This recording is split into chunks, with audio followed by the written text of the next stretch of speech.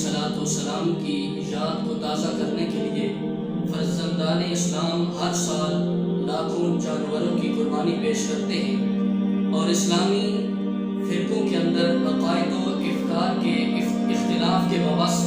یہ ایک خوشگوار ہم آہنگی تھی، لیکن بدقسمتی سے مادہ پرستی کے اس دور کے اندر یہ نقطہ اتحاد بھی قائم نہ رہ سکا، اور کچھ دیر سے یہ آواز سنائی دینے لگی کہ قربانی صرف اور صرف حجاج کے لیے واجب ہے، عامت المسلمین کے لیے نہ تو یہ سنت ابراہیمی ہے اور نہ ہی سنت محمدی ہے۔ اس کے ساتھ ساتھ یہ آواز بھی ہمیں سنائی دیتی ہے کہ قربانی کے موقع کے اوپر لاکھوں جانوروں کی جانیں ضائع ہوتی ہیں اور بے حساب روپیہ برباد کیا جاتا ہے۔ اگر اسی روپے کو ملک و ملت کے رفائی کاموں کے اوپر خرچ کیا جائے تو ملک کے بہت سے بگڑے ہوئے کام سنور سکتے ہیں۔ تو احباب ذی وقار، ان اعتراضات کے پیش نظر میں نے اس بات کو ضروری سمجھا کہ مختصر سی ویڈیو کے اندر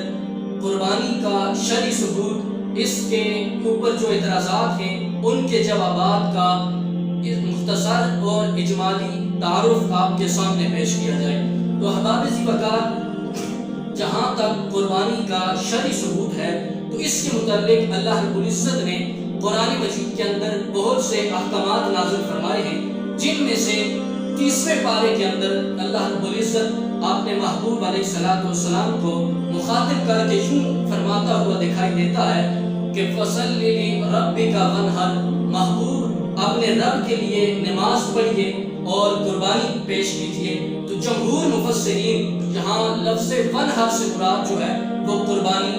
پیش کرتے ہیں۔ تو احباب ذی وقار، یہاں آپ دیکھیں کہ جو لفظ ونہر آیا ہوا ہے اسے اللہ رب العزت نے حج کے ساتھ مقید نہیں کیا کہ صرف قربانی جو ہے وہ حجاج نے دینی ہے، بلکہ مطلق لفظ کو ذکر کر کے اللہ رب العزت نے اس بات کی دلیل پیش کی ہے کہ جس طرح قربانی حجاج کے لیے واجب ہے، اسی طرح عامت المسلمین کے اندر جو لوگ صاحب استطاعت ہیں، صاحب نصاب ہیں، ان کے اوپر بھی قربانی واجب ہے۔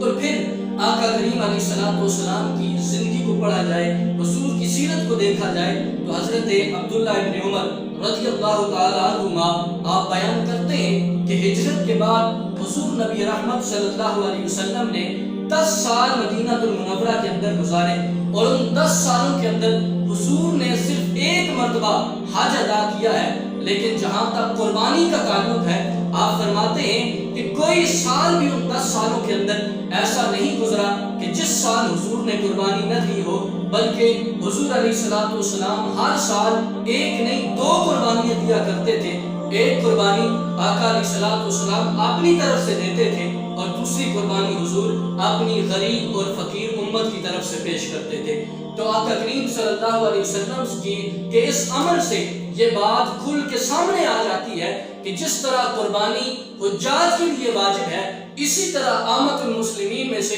جو لوگ صاحب استطاعت ہیں وہ کہیں بھی ہوں، مدینہ المنورہ کے اندر ہوں یا کسی شہر کے اندر بھی وہ مقیم ہو، ان میں جو صاحب استطاعت ہے اس کے اوپر بھی قربانی اسی طرح واجب ہے۔ جہاں تک معترضین کا دوسرا اعتراض ہے کہ عید قربان کے موقع کے اوپر لاکھوں روپے برباد ہوتے ہیں، لاکھوں جانوروں کی جانیں جو ہیں وہ ضائع ہو جاتی ہیں، تو اگر اس اعتراض پہ غور کیا جائے تو ہمارے نزدیک یہ اعتراض ہے ہی بے بنیاد، اس لیے کہ جو لوگ اللہ پر اور آخرت پہ یقین رکھتے ہیں، جن کے اللہ اور اس کے رسول پر ایمان ہے، ان لوگوں کا عقیدہ یہ ہے کہ اصل بقا تو اسی مال کو حاصل ہے جو اللہ کے راستے میں قربان کیا جائے۔ تو اس لیے جو مال ہم اپنی ذات کے اوپر خرچ کرتے ہیں یا اپنے مفاد کے لیے خرچ کرتے ہیں، اس مال میں تو صرف دنیا کے اندر ہی ہمیں فائدہ دینا ہے، لیکن جو مال ہم رب کی رضا کی خاطر اس کے راستے کے اندر قربان کریں گے، وہ مال ہمیں صرف دنیا کے اندر ہی فائدہ نہیں دے گا بلکہ قبر و حشر کے اندر بھی ہمیں کامیابیاں عطا کرے گا۔ اس بات کی وضاحت میں اس مثال سے آپ کے سامنے پیش کرتا ہوں کہ بندے نے کسی دور دراز علاقے کا سفر کرنا ہو، اس کے لیے اسے 2 چیزیں پیش نظر ہوتی ہیں۔ ایک تو اسے سواری کی ضرورت ہوتی ہے، دوسرا اسے زیادہ راہ کی ضرورت ہوتی ہے، اس سفر کے اندر جو خرچہ کرنا پڑتا ہے اس خرچے کی اسے ضرورت ہوتی ہے۔ آئیے میرے کریم آقا علیہ الصلوۃ والسلام نے فرمایا کہ قبر سے جب بندے کو اٹھایا جائے گا تو قبر سے لے کر حشر تک کی جو سفر ہے اس کی مسافت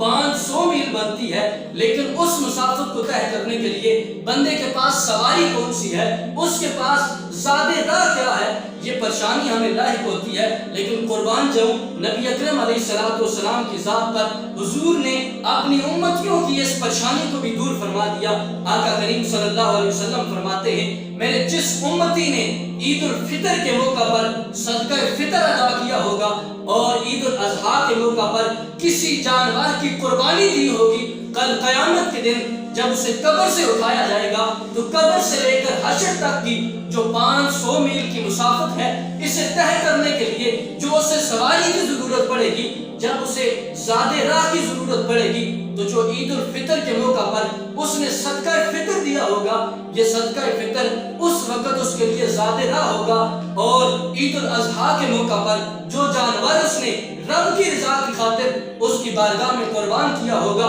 یہ جانور حسین و جمیل صورت کے اندر اس کے پاس حاضر ہوگا اور اس وقت یہ جانور اس بندے کے لیے سواری بنے گا۔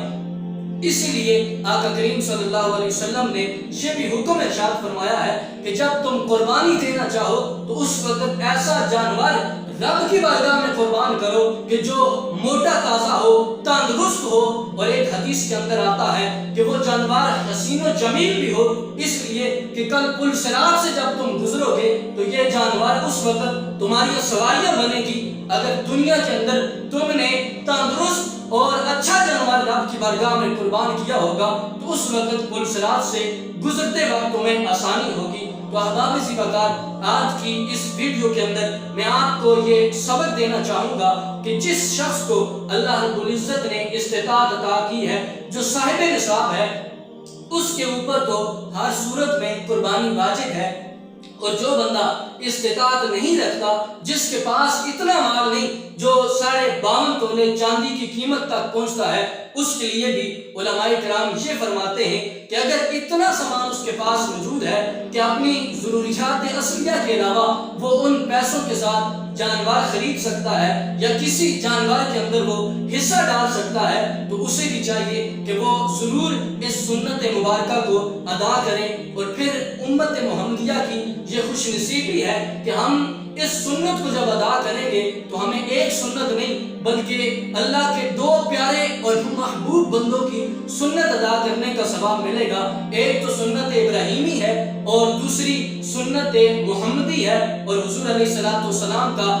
یہ فرمان ہے، میرے آقا فرماتے ہیں من احیا سنتی فقد احبنی ومن احبنی کان معی یوم القیامت فی الجنہ، کہ جس نے میری ایک سنت کو زندہ کیا اس نے مجھ محمد سے محبت کی، اور جو مجھ محمد سے محبت کرے گا میں محمد کل قیامت کے دن اپنے اس امتی کو اپنے ساتھ لے کر جنت کے اندر جاؤں گا۔ تو یہ چند ایک وجوہات تھی، چند ایک مسائل تھے جو قربانی کے میں نے آپ کے سامنے پیش کیے۔ اللہ رب العزت ہمیں ان کے اوپر عمل کی توفیق عطا فرمائے۔